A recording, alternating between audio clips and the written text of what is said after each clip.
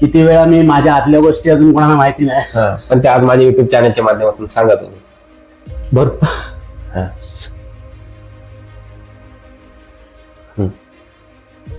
भरपूर वेळा लोन काढून केलंय, भरपूर वेळा मी FD केल्या माझ्या. बरं. पण काही लोकांची आज मी 54 वर्षाचा आहे, पण काही पदाधिकारी असा अपमान करतात की त्यांना वाटतं की हा 15 वर्षाचा मुलगा आहे. एक तर सिनियर बॉडी बिल्डर आहे, त्यांना माहिती आहे की एवढा कन्सिस्टंट रेकॉर्ड करतो. माझी 2018 मध्ये तुम्हाला सांगायचं झालं, 2018 मध्ये माझी महेंद्रसिंग धोनी बरोबर ऍड पण आलेली होती, बंसीलाल तिवारी विथ महेंद्रसिंग धोनी. अरे वा. वेळेवर जेवण, पाणी कमीत कमी 3 लिटर पिणं आणि दिवसातल्या तुमच्या जेवणामध्ये फायबर्स असणं खूप आवश्यक आहे. लोक हे फॉलो नाही करत आणि मग वेळेला काही रस्त्यातला वडापाव खाणार, 2-3 वडापाव खाऊन पोट भरणार. ते सगळं जे जंक फूड आहे ना, त्याने खूप प्रॉब्लेम होतोय लोकांना.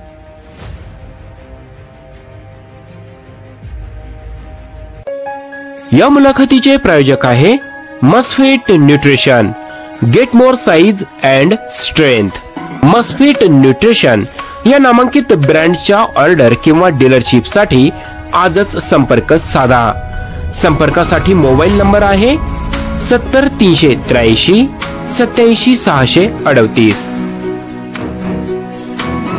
सह प्रायोजक बट्रेला. Be healthy be strong. बट्रेला या पीनट बटर ब्रँडच्या ऑर्डर किंवा डीलरशिपसाठी त्वरित संपर्क साधा. संपर्कासाठी मोबाईल नंबर आहे 74 482 33 004.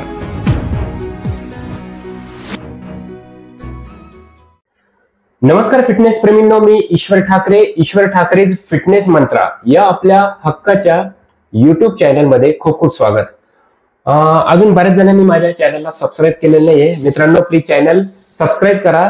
त्याला काय कोणते पैसे लागत नाही, त्यामुळे थोडस आपलं मध्ये प्रेम वाढतं. तर आज माझ्यासोबत फार मोठे बॉडी बिल्डर आहे मुंबई मधले, विवेक सुधाकर वडके. सर, तुमचं वय किती आहे? 54 रनिंग. अरे वा, क्या बात आहे. म्हणजे 54 मध्ये पण सरांनी स्वतःला खूप मेंटेन ठेवलेलं आहे. सर, स्वतः काय जॉब करता तुम्ही? माझा व्यवसाय इंटिरियर डेकोरेशन. बर. हा, तर एक इंटेरियर डिझायनर हा कशा पद्धतीचा आहे याचं उत्तम उदाहरण विवेक सरांकडे बघून तुम्हाला जाणवेल. कारण ह्या वयामध्ये शरीर यष्टी टिकवून ठेवणं ही फार मोठी तारेवरची कसरत असते. तर आज आपण विवेक सरांसोबत त्यांची संपूर्ण सक्सेस स्टोरी, त्यांची जर्नी ही आपल्या युट्यूब चॅनलच्या माध्यमातून जाणून घेणार आहोत. सर, तुमचं खूप खूप स्वागत आहे माझ्या युट्यूब चॅनलमध्ये. आपलं बऱ्याच दिवसांपासून सुरू होतं की एक तुमची सक्सेस स्टोरी ही जाणून घ्यायची मला आणि माझे जेवढे काही सबस्क्रायबर्स व्ह्यूअर्स आहे त्यांना. सर, बॉडी बिल्डिंग म्हटलं तर खूप मेहनत आहे, जिद्द चिकाटी, म्हणजे तेवढं जिम मध्ये तासन तास घाम गाळणं, हार्डवर्क आणि तेवढे पेशन्स पण ठेवावं लागतात. तर याची आवड तुम्हाला कशी लागली नेमकी? झालं कसं की आमच्या इकडे किटपिट व्यायामशाळा होती. माझे मित्र आम्ही असंच तिकडे व्यायाम करायला सुरुवात केली आणि मग नंतर ते मित्र एक एक गळत गेले, पण मी कन्सिस्टंट राहिलो. नंतर मग सरांनी मला जिमच्या इंटरनल कॉम्पिटिशन मध्ये उतरवलं. आमचे सर अरुण कुरळे आणि तानाजी बिलारे यांचं भरपूर मार्गदर्शन मिळालं तेव्हा. तर त्या पहिल्याच कॉम्पिटिशन मध्ये मी टॉप 3 मध्ये आलो. क्या बात आहे. तर मग एक आत्मनो हुरूप आला. मग नंतर ओपन कॉम्पिटिशनला सरांनी उतरवलं दिला मला, तिकडे मी टॉप 4 मध्ये आलो. मग तिथून जे चालू आहे तो आतापर्यंत तसाच ध्यास चालू आहे. बर. आणि कधीपासून तुम्ही व्यायाम करताय? आज 35 ते 37 वर्ष आली. अरे वा, म्हणजे पूर्ण तुम्ही व्यायामामध्ये स्वतःला झोकून दिलं. आजच्या घडीला व्यायाम किती महत्वाचा आहे, कारण आपण बघायला गेलं, एक आता तुमच्या वडिलांचं पण वय आम्ही मगाशी विचारलं, त्या काळामध्ये हार्ट अटॅकचे प्रमाण एवढे नव्हते जुन्या काळामध्ये. म्हणजे तुम्ही एक 2010चा गेले अलीकडचा काळ घेतला तेव्हा हार्ट अटॅकचे प्रमाण एवढे नव्हते, पण आता हार्ट अटॅकचे प्रमाण खूप वाढले. हो, काय कारणाचं आहे? आता दैनंदिन त्याची जीवनशैली लोकांची एकदम बसलेली काम आहे, एका जागी बसून काम आहे, कॉम्प्युटरवरती काम आहे त्याची, आणि खाण्यापिण्याचं काय कंट्रोल नाहीये कोणाला. सगळं बाहेरचं जे खातायत, बर्गर आणि सगळं ऑइली पदार्थ, त्यामुळे हे हार्ट अटॅकचं प्रमाण वाढलेलं आहे. एक्सरसाइज लोक करतच नाहीये. बरोबर. बहुतेक जे काही ठराविक लोक आहेत ते एक्सरसाइज करतायत, काही ठराविक लोक असे ते अजिबातच करत नाही. हो. सर, एक प्रोफेशनल बॉडी बिल्डिंग करायची म्हटली तर कोच हा फार महत्वाचा असतो आणि त्याच्याशिवाय आपण यशाची पायरी ही चढू शकत नाही. प्रोफेशनल बॉडी बिल्डिंग जेव्हा तुम्ही स्टार्ट केली तर तुमचा कोच कोण होता? आज मी पहिल्यांदा मी 40ला वयाची 40 वर्षी परत कमबॅक जेव्हा केलं बॉडी बिल्डिंग मध्ये, म्हणजे कॉम्पिटिशन सुरुवात केली, तेव्हा अरुण सर होते आमच्या बरोबर. त्यांनी मार्गदर्शन केले की तू कर आणि चालू कर. मग हळूहळू स्टेप बाय स्टेप त्यांचं मार्गदर्शन चालूच होतं. मग अजून माझे मित्र आहेत, एक गौरव गुप्ता म्हणून आहे, प्रज्योत जाधव म्हणून आहे, शिवा कदम आहे. असं करत करत टप्प्याटप्प्याने मी सिद्धेश खानविलकर सरांकडे पोहोचलो आणि मग तो परिस्पर्श मिळाला मला. त्याच्यानंतर जो गिअर टॉप गिअर पडला माझा, त्याच्यानंतर लोकांनी तोंडात बोटं घातले की यार काय चाललंय याचं, एवढं फास्ट ग्रोथ कशी चालली. याचं संपूर्ण श्रेय सिद्धेश खानविलकर सर आणि मनीष अडविलकर सरांना जातं. त्याच्याच बरोबर भूषण पाटील माझा मित्र आहे, तो माझ्या मुलासारखाच आहे. तोही मला वडिलांसारखा मान देतो, पण तो माझी मुलासारखी काळजी घेतो खूप. त्याचे खूप आभार आहेत. असे भरपूर लोक आहेत की त्यांनी मला सपोर्ट केला. आणि ह्या सर्वांनी माझी जी आवड होती आणि मी या वयात जे वर्कआउट करतो त्यामुळे खुश होऊन निस्वार्थपणे मला मदत केलेली आहे. कोणी माझ्याकडनं कसलं बेनिफिटची अपेक्षा ठेवली नाही. फक्त यांचं म्हणणं होतं की सर तुम्ही करताना आम्ही तुमच्या पाठी आहे, आम्ही तुम्हाला सपोर्ट करतो. हे मला खूप कौतुकाची गोष्ट आहे. सगळ्यांचे मी आभार कधीच फेडू शकत नाही. पण सर, बॉडी बिल्डिंग मध्ये डाएट हा फार महत्वाचा भाग आहे. पण डाएट जर करायचं म्हटलं तर आपल्याकडं पैसा हा फार महत्वाचा आहे. पण हे सगळं तुमचं मॅनेजमेंट तुम्ही कसं केलं पैशाचं? कारण तुमच्या पाठीमागे तुमची फॅमिली आहे, मुलांचं शिक्षण आहे, सगळ्या गोष्टी आहे, आई वडिलांचा दवाखाना आहे. तर हे सगळं वेळापत्रक तुम्ही कसं जुळवलं? एक आपलं असं म्हणायला घेतलं तारेवरची कसरतच आहे ती. किती वेळा मी माझ्या आतल्या गोष्टी अजून कोणाला माहिती नाही, पण ते आज माझ्या युट्यूब चॅनलच्या माध्यमातून सांगा तुम्ही.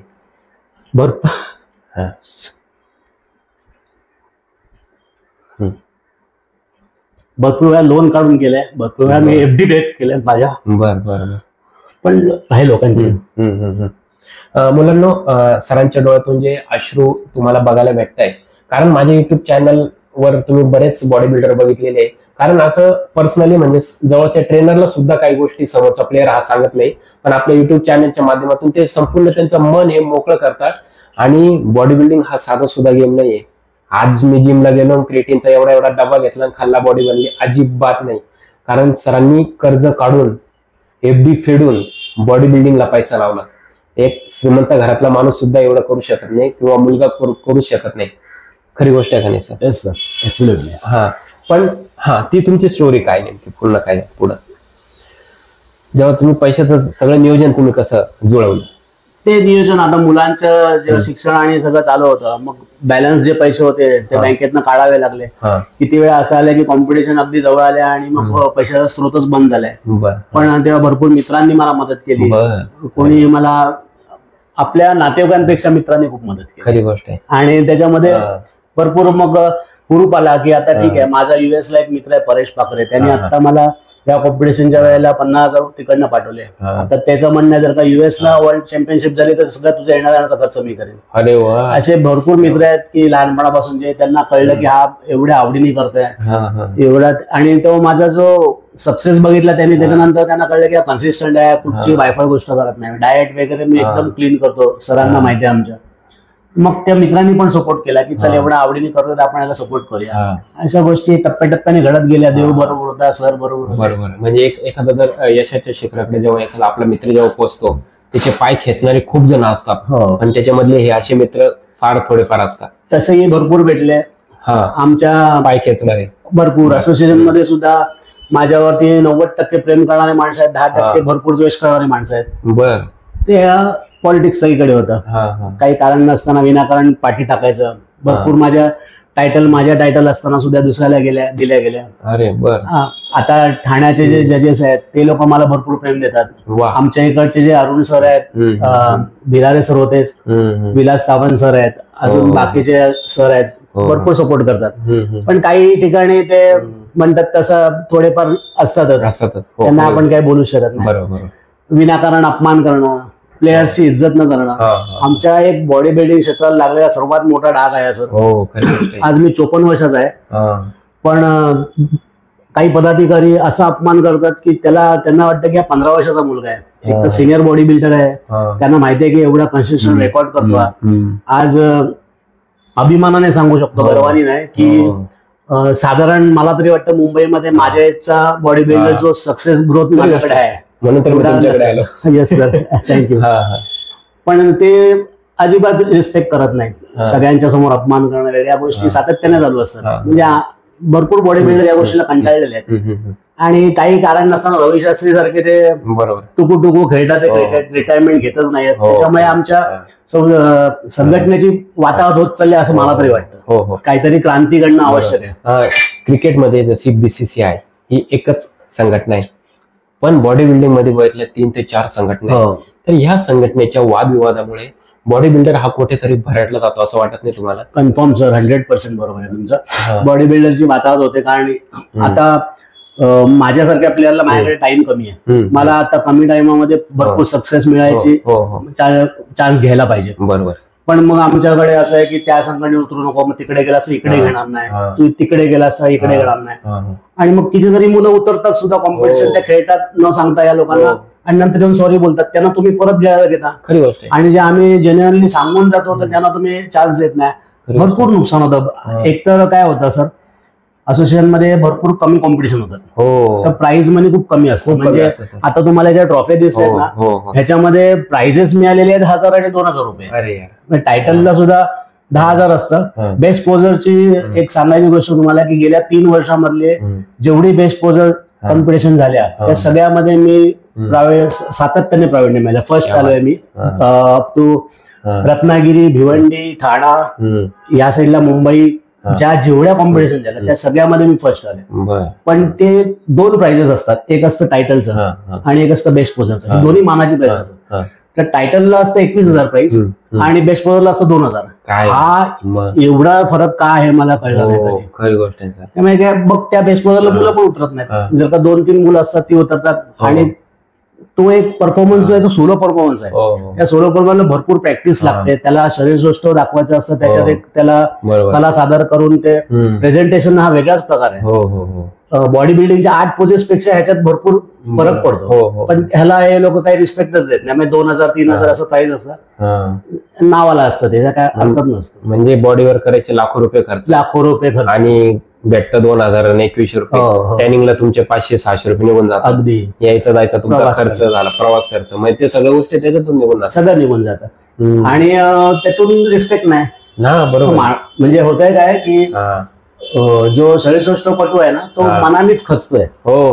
एकतर पैसे नाही मिळत, रिस्पेक्ट नाही मिळत. फक्त 4 मित्रांमध्ये आणि नातेवाईकांमध्ये हा बॉडी बिल्डर एवढंच. त्याच्यातून त्याचं खाणं आणि जो खुराक आहे तो भयंकर महाग आहे.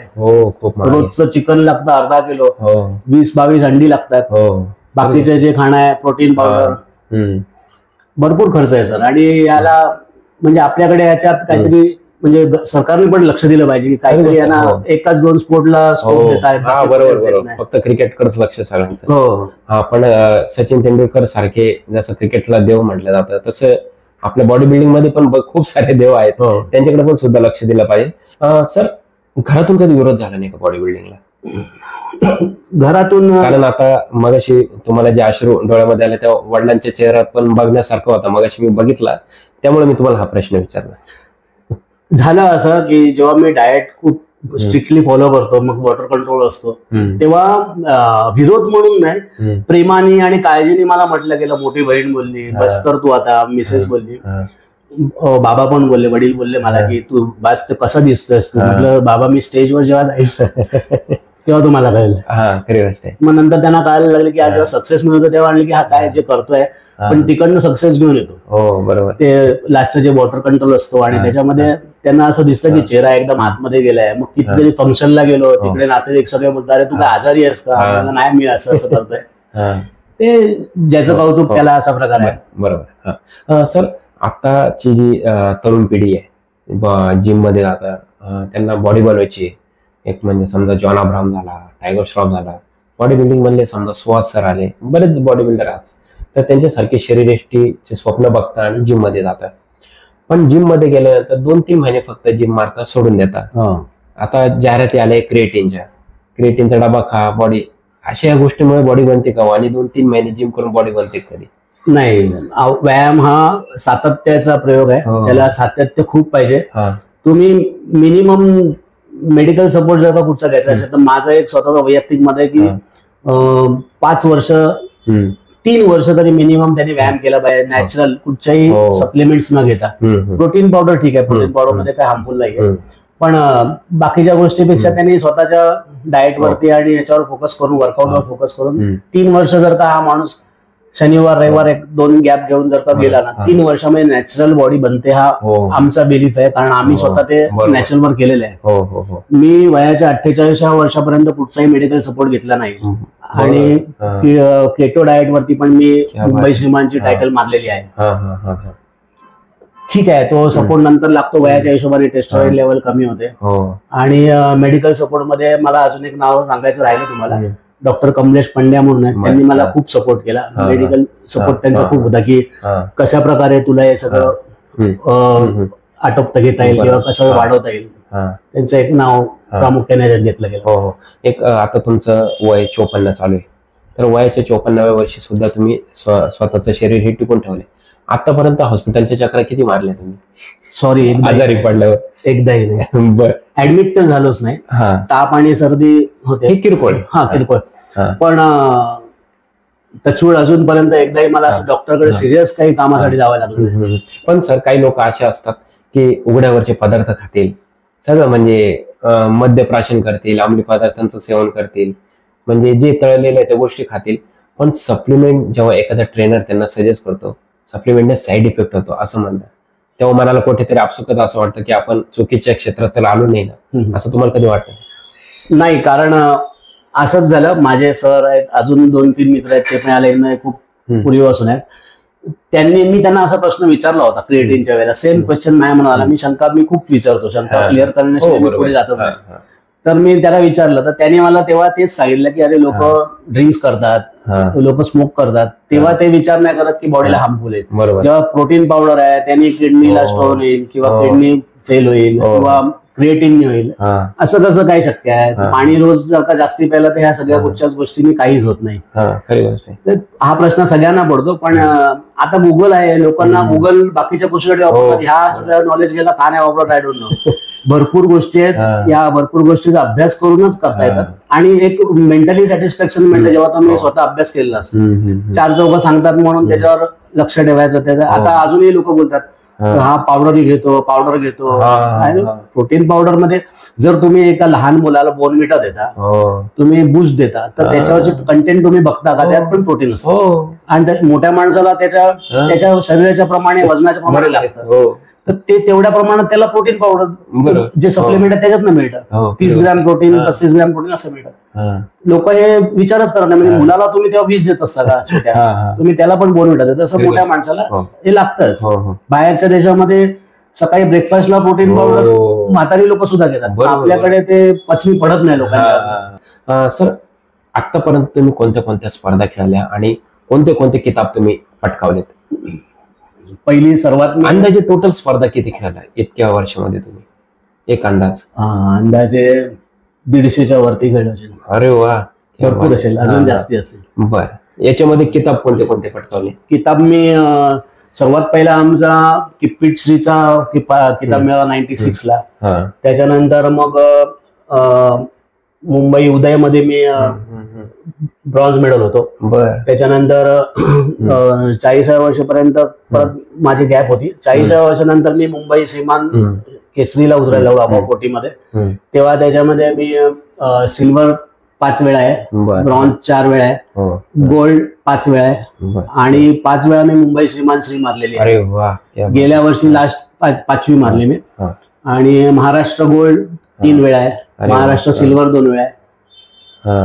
आता इंडिया जस्ट 17 मेला इंडिया झाली, त्याच्यामध्ये मी मुंबई श्रीमान गोल्ड आलो. आणि महत्वाची गोष्ट, हा जो एज फॅक्टर आहे त्याच्यामुळे मला भरपूर लोकांनी काही वेळेला हिणावलं सुद्धा होतं की तू काय ते अबाव 40च्या वरच्या वय वाढवतो, तो तिकडे नंबर लागतो तुझा. तर ओपन स्पर्धामध्ये सुद्धा मी, ज्यामध्ये सगळा खुला गट असतो, यंग मुलं असतात त्याच्यामध्ये, त्यामध्ये मी एकटा सिनियर असतो. असे मी भरपूर किताब मिळवलेत. आमच्या इकडे एक मानाची हौशीबल संघटना, तिकडे वेटवाले आणि हाईटवाले दोन्ही एकत्र होतात, त्यांची मी 2018 टायटल मारलेली आहे.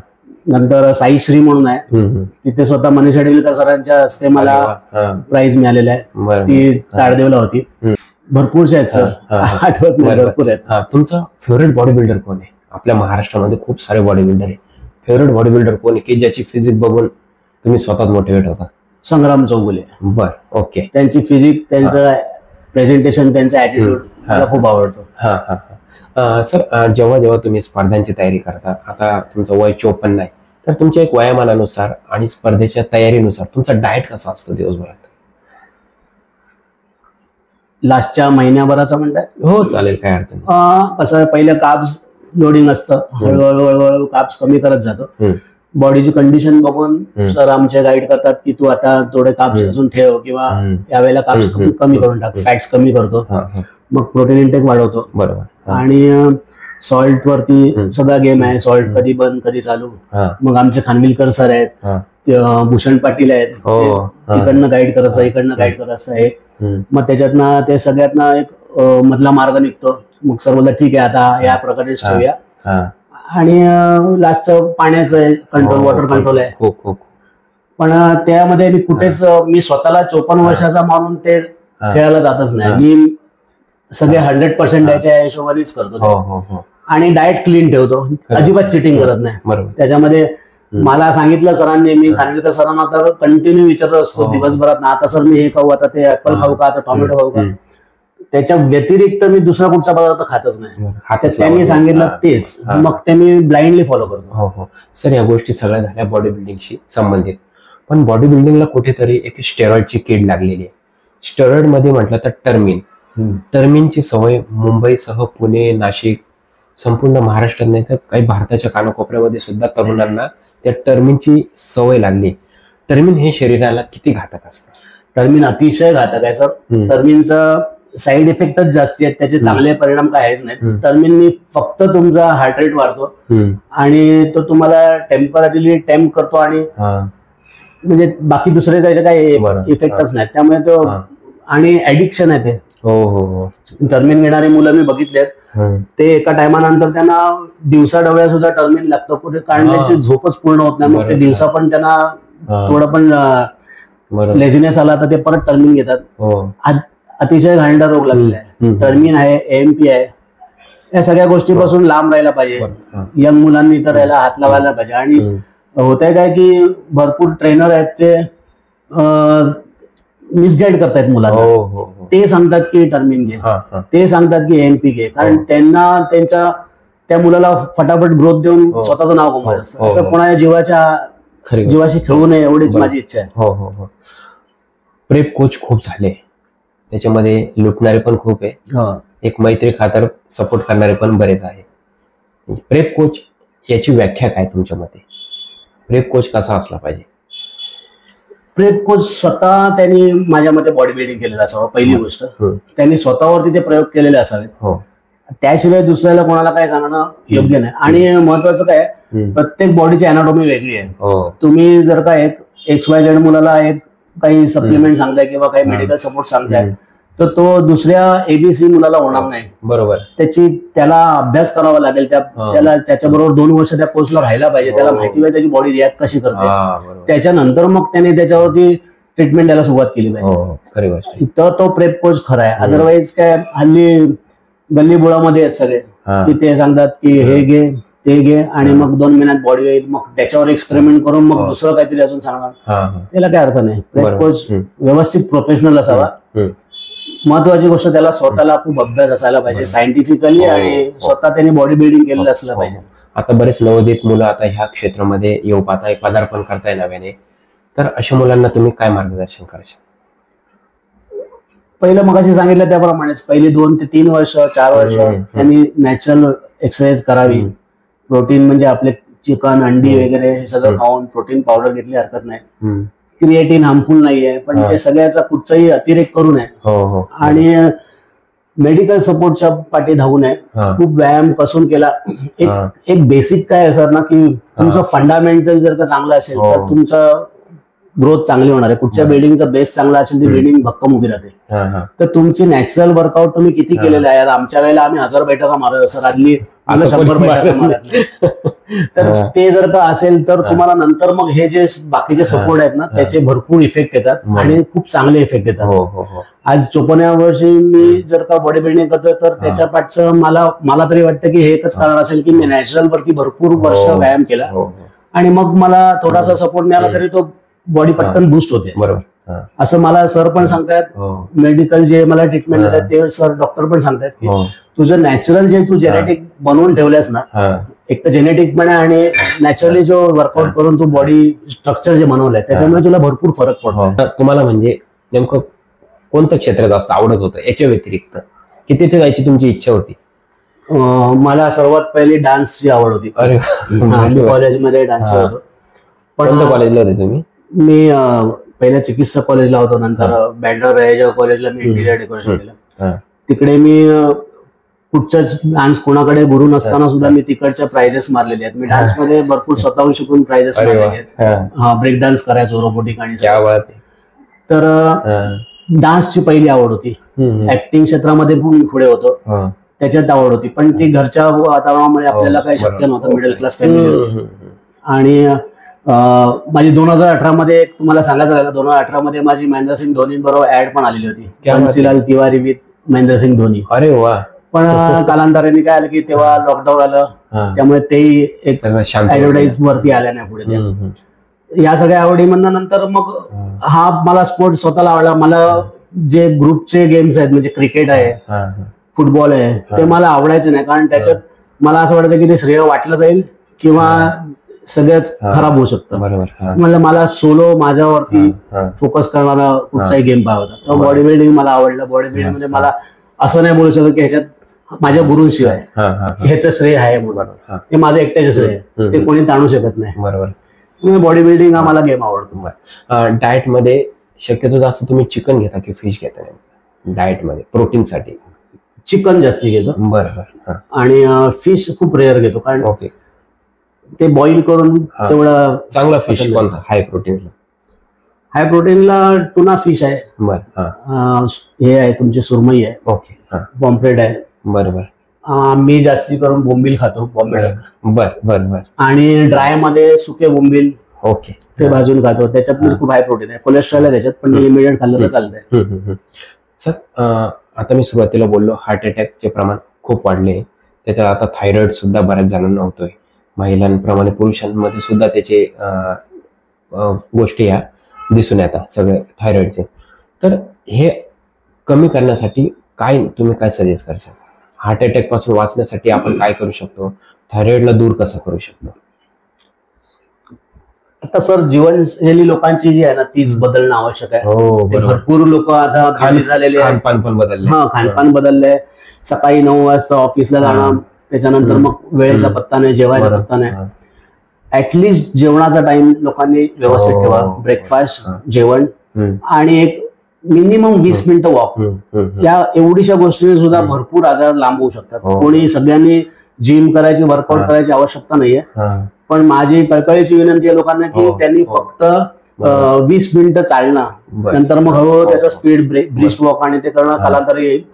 पण वेळेवर जेवण, पाणी कमीत कमी 3 लिटर पिणं आणि दिवसातल्या तुमच्या जेवणामध्ये फायबर्स असणं खूप आवश्यक आहे. लोक हे फॉलो नाही करत आणि मग वेळेला काही रस्त्यातला वडापाव खाणार, 2-3 वडापाव खाऊन पोट भरणार. ते सगळं जे जंक फूड आहे ना त्यांनी खूप प्रॉब्लेम होतोय लोकांना. या गोष्टी अवॉइड केल्या पाहिजे. सर, आता हे तुमच्या बऱ्याच आम्ही ट्रॉफ्या पाहिल्या, दुसऱ्या घरात सुद्धा तुमच्या ट्रॉफ्या ठेवलेल्या आहेत.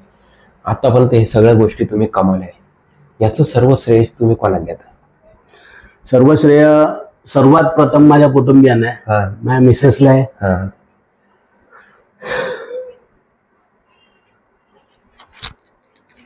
माझी 2 मुलं आहेत, एक जतीन वडके, जीत वडके, एक 25 वर्षाचा आहे, एक 22 वर्षाचा. दोघंही मायर लाईन मध्ये आहेत, इंटिरियर करतो, एक आर्किटेक्चर आहे. हा बॉडी बिल्डिंग हा एक खेळ असा आहे की स्टेजवर माणूस एक दिसतो, पण त्याच्या पाठी भरपूर मोठी फौज असते. घरात डाएट सगळं करायचं असतं, ते घरातलं जेवण सांभाळून तिला करावं लागतं. सगळं भरपूर धावाधाव होतं. मुलांची एक वेगळी धावाधाव असते की ते मला स्टेजवर असताना टॅनिंग क्रीम आणि सगळं लावायला त्यांची मदत असते. बरोबर. हे सगळ्यांचं श्रेय, याच्याशिवाय काय माणूस घडूच शकत नाही. एक शेवटचा प्रश्न, तुमच्या सक्सेसचा मंत्र काय? कन्सिस्टन्सी. कन्सिस्टन्सी शिवाय दुसरं आयुष्यात काही साध्य होऊ शकत नाही. माझा एकच फंडा आहे, कंटिन्यू राहतो. मी कुठच्याही फील्ड असेल, मला कन्सिस्टन्सी पाहिजे, त्यात सातत्य पाहिजे, त्याशिवाय तुम्ही त्यात सक्सेस नाही पाहू शकत. बरोबर. आपल्याला आता विवेक सर बोलले की एक बॉडी बिल्डर घडवण्यासाठी त्याच्या पाठीशी त्याचं संपूर्ण कुटुंब असतं, कारण त्यांच्या घरामध्ये म्हणजे त्यांची मिसेस असेल ती एक डाएटसाठी त्यांना कायम सपोर्ट करत असते, त्यांची दोघं मुलं सुद्धा त्यांचा सपोर्ट आहे, आणि आई वडील लहानपणापासून तो सपोर्ट त्यांना आहेच.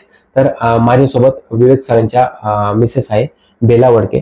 वहिनी मला सांगा, विवेक सर एवढ्या वर्षापासून सातत्याने व्यायाम करताय, वेगवेगळ्या बॉडी बिल्डिंग स्पर्धा खेळतायत, त्याचं हे संपूर्ण फळ आज आपल्या समोर आहे, तर एक तुमचा सपोर्ट त्यांना कसा असतो? त्यांचं डाएट पहिलं नीट बघायला लागतं. सकाळी उठल्यापासून सगळं ड्रायफ्रूट वगैरे सगळं मुलांचं नाही होत. नाही बोला. ओके, म्हणजे हे एक प्रकारचे वहिनींच्या डोळ्यामध्ये हे जे तुम्ही आनंदाश्रू बघताय, कारण एक घरातला जेव्हा करता धरता व्यक्ती म्हणजे ज्याच्यावर संपूर्ण कुटुंबाची जबाबदारी असते. आज विवेक सर स्वतः इंटेरियर डिझायनर आहे, म्हणजे ते काम करून बॉडी बिल्डिंग पण करायची, बॉडी बिल्डिंग सोबत घर पण सांभाळायचं, ही फार मोठी तारेवरची कसरत आहे मित्रांनो. वहिनींना बोलायला शब्द सुचत नाहीये, मी जास्त त्यांच्याशी बोलणार नाही. तर तुम्हाला विवेक सरांची ही मुलाखत कशी वाटली कमेंट बॉक्समध्ये नक्की लिहून पाठवा, कारण आपल्याला वहिनीकडून खूप साऱ्या गोष्टी ऐकायच्या होत्या, परंतु ते बोलू शकत नाही, कारण त्यांचे जे पती त्यांचं एक सक्सेस आज त्यांनी बऱ्याच वर्षापासून त्यांनी बघितलेलं आहे, ते एक प्रकारचे आनंदाश्रूच असतात. कारण प्रत्येकाला माहिती आहे की आपल्या घरातला करता धरता पुरुष जर एवढी मेहनत करतोय घर सांभाळून, तर नक्कीच आनंदाला पारावर हा उरत नाही. तर जास्तीत जास्त तुमच्या मित्रांना ही मुलाखत शेअर करा, आणि हो, माझ्या चॅनलला अजून ज्यांनी कोणी सबस्क्राईब केलं नसेल तर प्लीज चॅनल नक्की सबस्क्राईब करा. तोपर्यंत बी फिट, स्टे फिट.